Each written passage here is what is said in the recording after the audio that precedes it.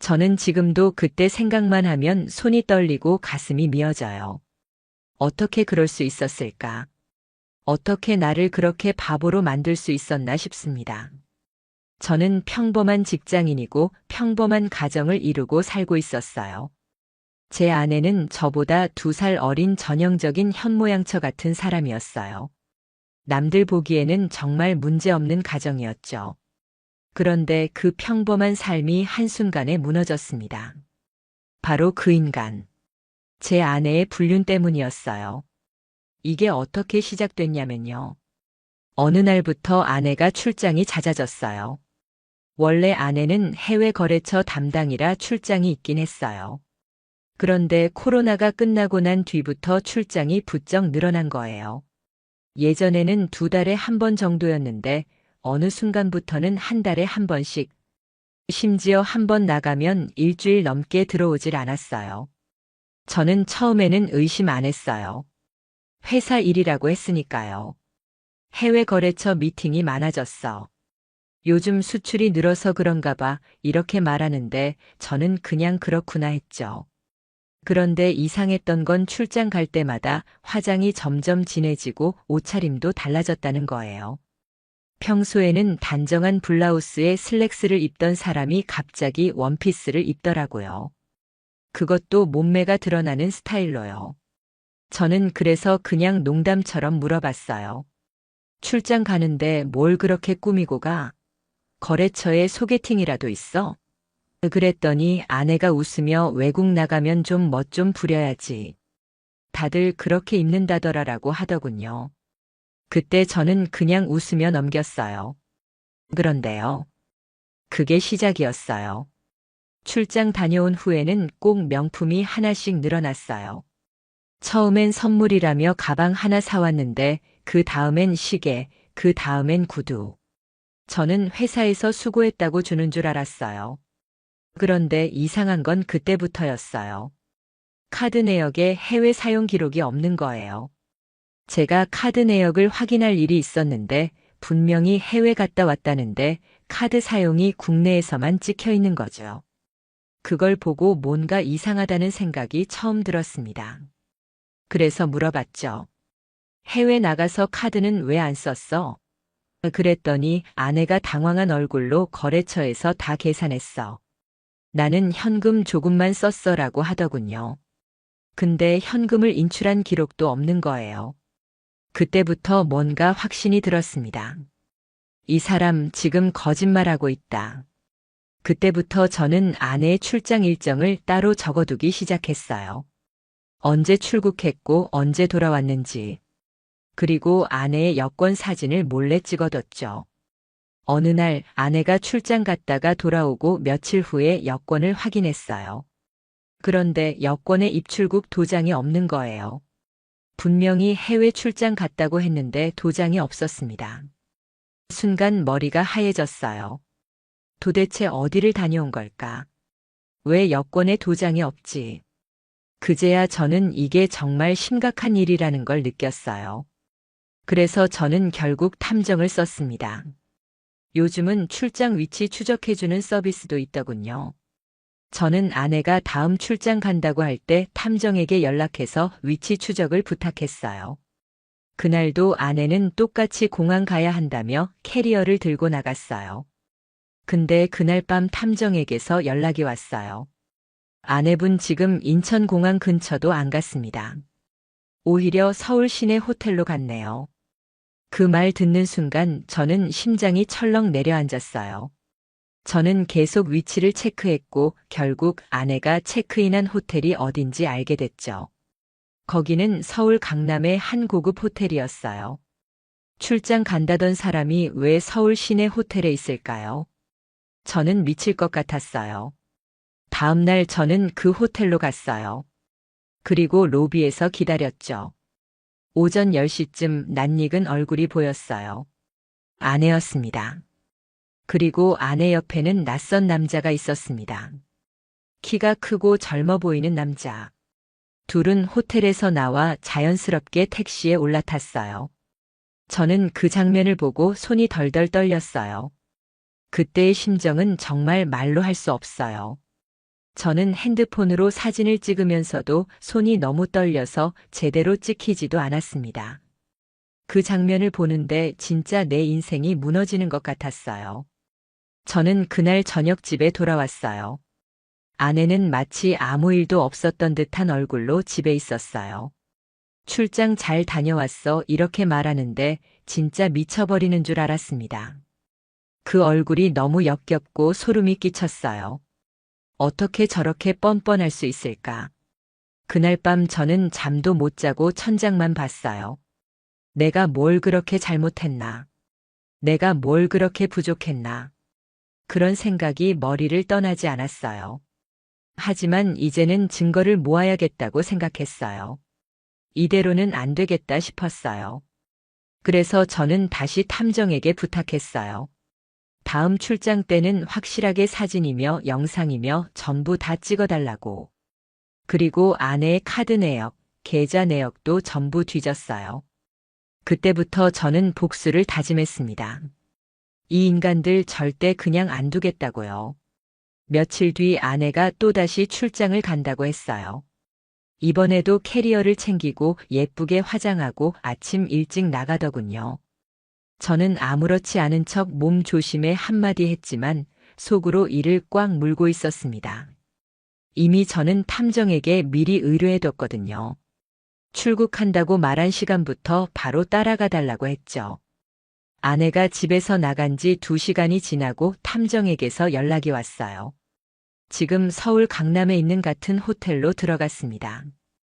또 그 남자와 함께입니다. 저는 그 순간 손이 덜덜 떨렸어요. 이제는 더 이상 상상도 아니고 의심도 아니었어요. 이건 명백한 사실이었어요. 아내는 해외 출장이라며 거짓말하고 매번 그 호텔에서 그 남자를 만났던 거예요. 탐정은 호텔 안팎에서 사진과 영상을 모두 찍어줬어요. 둘이 호텔 로비에서 자연스럽게 팔짱 끼고 걷는 모습부터 함께 식사하러 나가는 장면까지. 결정적인 건 둘이 함께 호텔 방으로 들어가는 장면이었어요. 둘이 함께 방으로 사라지는 그 장면을 보는 순간 저는 숨이 막히더군요. 이게 내 아내라는 사실이 믿기지 않았어요. 내가 열심히 일하고 있는 동안, 내 가정을 지키려고 아등바등 살고 있는 동안 내 아내는 이런 짓을 하고 있었구나 싶었어요. 저는 그날 밤 탐정이 보내준 사진과 영상을 수십 번 돌려봤어요. 볼 때마다 피가 거꾸로 솟는 것 같았어요. 차라리 모르는 게 나았나 싶을 정도로 고통스러웠어요. 근데 그럴수록 더 분했어요. 나를 이렇게 기만한 이 인간들을 절대 가만두면 안 되겠다고요. 그래서 저는 변호사 사무실에 바로 예약을 했습니다. 다음 날 변호사에게 증거들을 전부 보여줬어요. 사진, 영상, 카드 내역, 여권 복사본. 변호사는 말하더군요. 이 정도면 상간소송 바로 가능합니다. 이혼소송도 유리하게 진행할 수 있어요. 그 말을 듣는 순간 조금이나마 위안이 됐어요. 법적으로라도 이 인간들을 끝장내야겠다는 생각밖에 없었어요. 그 후로도 저는 계속 자료를 모았어요. 아내의 출장 일정을 기록하고 그때마다 탐정에게 의뢰해서 또 다른 증거들을 모았죠. 그리고 드디어 상간남의 정체도 알게 됐습니다. 회사원도 아니었어요. 그냥 프리랜서 트레이너였어요. 체육관에서 일하다 말고 개인 PT 하던 인간이었어요. 나이도 아내보다 6살이나 어리더군요. 그딴 인간한테 내 아내를 빼앗겼다는 생각에 피가 거꾸로 솟았어요. 그런데 더 기막힌 건요. 아내가 그 인간에게 매번 돈을 주고 있었어요. 카드 내역을 뒤지다가 현금 인출 내역이 일정한 패턴으로 빠져나가는 걸 알게 됐거든요. 알고 보니 그게 그 인간에게 주는 돈이었더군요. 내가 번 돈으로 내 아내가 다른 남자를 만나는 데 썼다는 거. 이게 얼마나 수치스러운 일인지 아시겠어요? 저는 그 사실을 알고는 분노를 넘어선 절망감이 몰려왔어요. 저는 그 자리에서 바로 이혼 소송 서류를 준비했어요. 아내 몰래 모든 절차를 밟았죠. 그리고 상간소송도 함께 걸었습니다. 상간남의 신상도 다 밝혀냈고요. 두 사람의 모든 기록과 정황 증거를 모아서 법원에 제출했습니다. 며칠 뒤 아내에게 이혼 소송 서류가 도착했어요. 저는 일부러 그 순간을 기다렸습니다. 아내가 집에 와서 서류를 열어보는 그 순간, 아내는 당황한 얼굴로 저를 보더군요. 이게 뭐야? 갑자기 무슨 소송이야? 저는 차갑게 말했어요. 너랑 그 인간. 내가 다 알아. 네가 출장 간다던 그 시간에 호텔에서 뭐 했는지 다 봤어. 이제 끝이야. 아내는 그제서야 얼굴이 하얗게 질렸어요. 처음엔 아니야. 오해야라며 발뺌하더니 결국 울기 시작하더군요. 저는 그 눈물에도 아무 감정이 없었어요. 그저 차갑게 쳐다봤어요. 이제 와서 우는 척하지 마. 넌 이미 끝났어. 그날 이후 아내는 저를 피해 다녔어요. 말을 걸지도 않고 아이와도 거리를 두더군요. 저는 그 모습을 보며 한심하다는 생각밖에 안 들었어요. 그렇게 당당하게 바람 피우던 인간이 이제 와서 뭘 어떻게 할 수 있겠어요. 그 후로 상간남에게도 소장이 전달됐어요. 그 인간은 처음에 그런 적 없다며 부인했지만 제가 모아둔 증거를 보여주자 바로 태도를 바꿨습니다. 변호사를 통해 합의하고 싶다며 연락이 왔어요. 위자료를 얼마까지 줄 수 있겠냐고 묻더군요. 저는 그 연락 받자마자 웃음이 나왔어요. 이제 와서? 내가 그렇게 멍청할 줄 알았나. 저는 단호하게 말했어요. 합의 없다. 판결로 끝내겠다. 이제 본격적인 법정 싸움이 시작됐어요. 그 인간들의 얼굴을 법정에서 다시 보게 될 날만 기다리고 있었어요. 아직 끝이 아닙니다. 이 복수는 이제 시작이었거든요. 이혼 소송과 상간 소송이 동시에 시작됐어요. 저는 매일같이 변호사와 연락하며 서류를 준비하고 자료를 정리했어요. 내 인생을 망쳐놓은 인간들이니까 하나라도 허투루 넘길 수 없었죠. 법원에 제출된 증거만 해도 사진, 영상, 카드 내역, 여권 출입국 도장 부재까지 빠짐없이 넣었습니다. 그리고 드디어 첫 번째 심리가 열렸어요. 법원에 도착한 그날 저는 손이 덜덜 떨렸어요. 하지만 절대 약한 모습 보이기 싫었어요. 법정 안에 들어갔더니 아내와 그 상간남이 나란히 앉아 있더군요. 얼굴이 얼마나 굳어 있던지 그 꼴이 참 한심했어요. 재판장이 증거를 확인하며 물었어요. 피고는 원고의 배우자와 지속적이고 부적절한 관계를 가졌습니까? 아내와 상간남 둘 다 고개를 숙이더군요. 변명할 것도 없이 증거가 명백하니까요. 영상, 사진, 위치 추적까지 다 있었으니까요. 상간남은 결국 변호사 시켜서 이렇게 말했어요. 순간의 실수였고 깊은 관계는 아니었습니다. 그 말 듣는 순간 법정에서 웃음이 터질 뻔했어요. 깊은 관계가 아니면 호텔을 수차례 드나들 이유가 뭐냐고요. 저는 판사 앞에서 차분하게 말했어요. 순간의 실수라면 왜 매번 같은 호텔에 같은 남자와 갔는지 설명해 보시죠. 아내는 계속 울더군요. 고개 숙인 채 엉엉 울기만 했어요. 하지만 저는 그 눈물에 아무런 감정도 안 들었어요. 그건 후회의 눈물이 아니라 들킨 게 억울한 눈물이었으니까요. 그때 재판장이 결론을 내렸어요. 본 법원은 제출된 증거와 피고들의 진술에 의거하여 혼인 파탄의 책임이 피고들에게 있음을 인정합니다. 상간남은 위자료로 3천만 원을 지급하고 이혼 또한 원고의 요구대로 판결합니다. 그 판결을 듣는 순간 저는 진짜 이겼구나 싶었어요. 억울함이 조금은 풀리는 느낌이었어요. 법원이 인정한 거잖아요. 이 가정을 망가뜨린 게 바로 그 인간들이라고요. 상간남은 그 자리에서 고개를 숙였고 아내는 계속 울기만 했어요. 그런데 끝이 아니었어요. 그 인간들이 그렇게 쉽게 끝낼 인간들이 아니었어요. 상간남은 판결 후에도 위자료를 바로 안 내더군요. 계속 시간을 끌었어요. 그래서 저는 강제 집행 신청했어요. 그 인간의 계좌를 압류하고 소속 헬스장에도 압류 사실을 통보했어요. 결국 상간남의 직장에도 그 소문이 퍼졌고 그 인간은 회사에서 잘렸습니다. 프리랜서 트레이너였는데 이미지가 망가져서 더는 회원도 못 모으고 업계에서도 퇴출당했다더군요. 아내는 이혼 판결 후 친정으로 돌아갔어요. 그런데 친정에서도 냉대받았다고 했어요. 부모님조차 내가 잘못했다며 손절했다더군요. 결국 아내는 직장도 그만두고 친구들도 다 떨어져 나가고 외롭게 살고 있다는 소문이 들려왔어요. 그 소식을 들을 때 저는 아무런 감정이 없었어요. 불쌍하다. 전혀요. 그 인간이 나를 기만하고 내 가정을 뭉개놓은 대가를 받는 것뿐이니까요.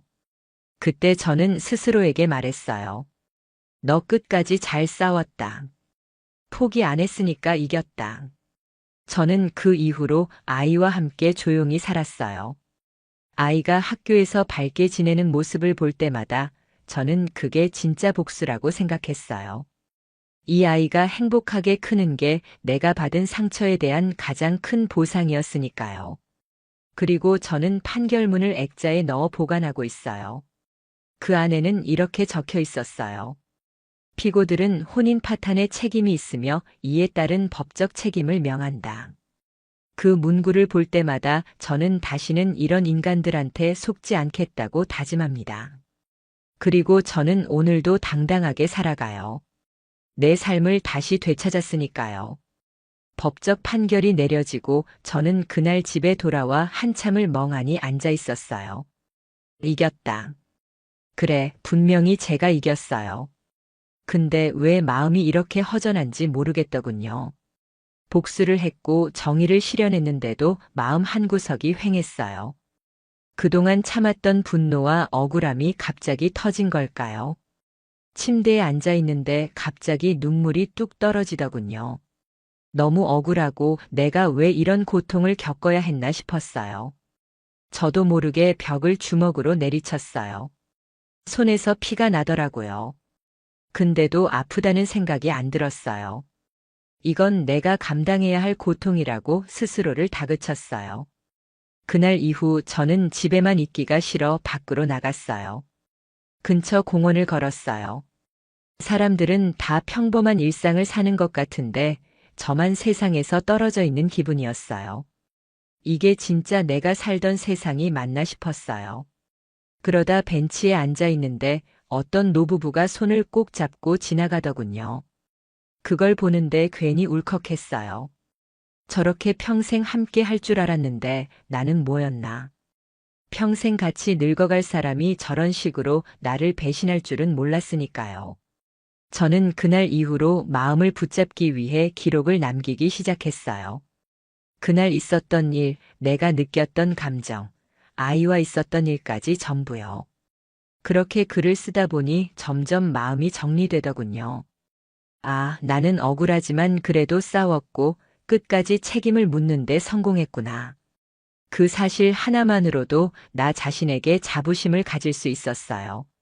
한편으로는 상간남에 대한 분노가 아직 남아 있었어요. 법적 책임만으로는 부족했어요. 그 인간이 어떤 삶을 살아가든 평생 죄책감 속에 살게 하고 싶었거든요. 그래서 저는 그 인간의 지인 중 하나에게 일부러 정보를 흘렸어요. 그 인간이 내 아내랑 바람핀 그놈입니다. 그랬더니 그 인간이 있던 모임에서도 소문이 퍼졌고 결국 그 인간은 인간관계에서도 완전히 고립됐다고 하더군요. 그 후 저는 아내의 친정에도 한번 전화를 했어요. 부모님께 이렇게 말했어요. 따님이 어떤 짓 했는지 다 알고 계시죠?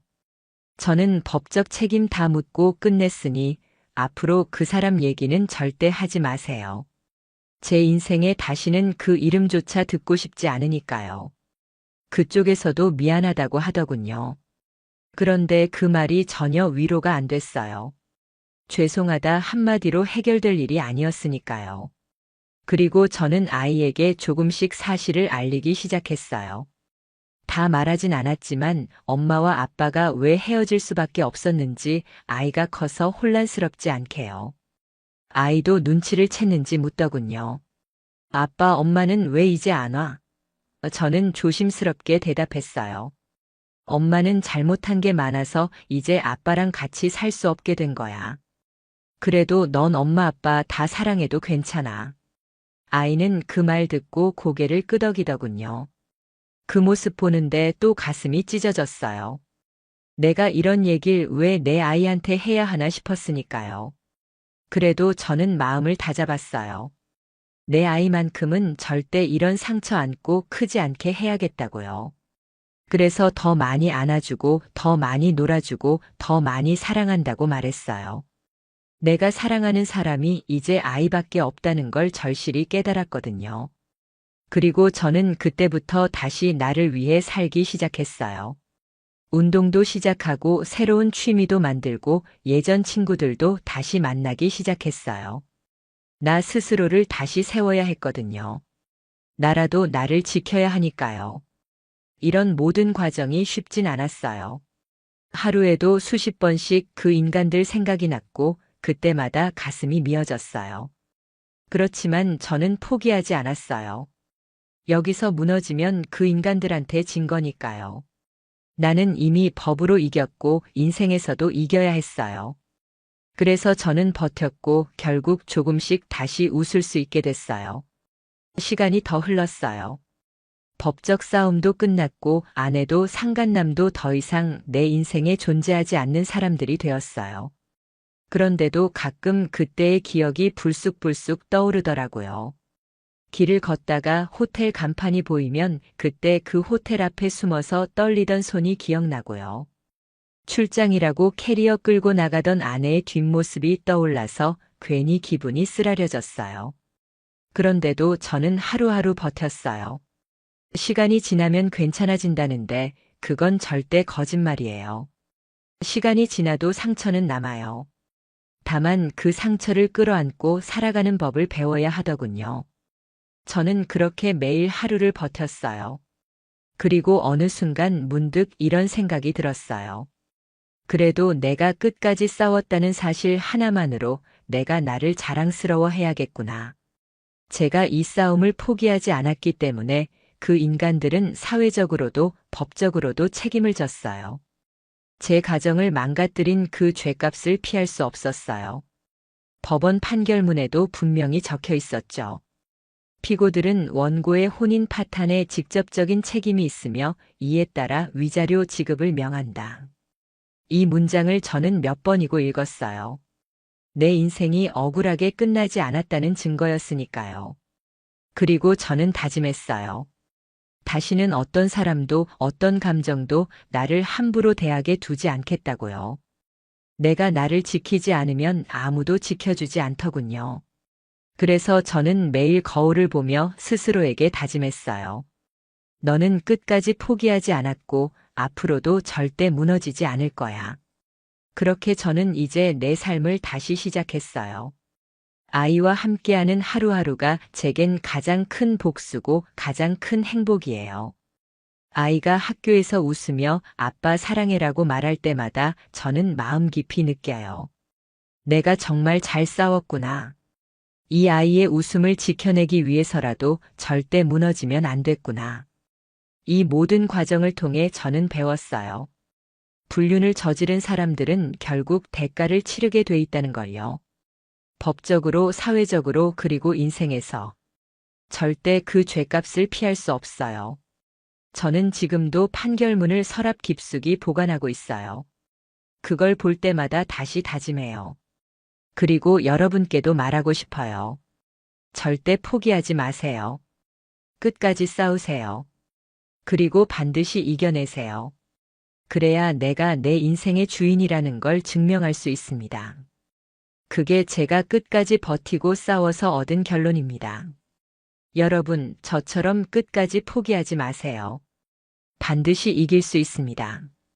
저는 해냈고 여러분도 할 수 있습니다.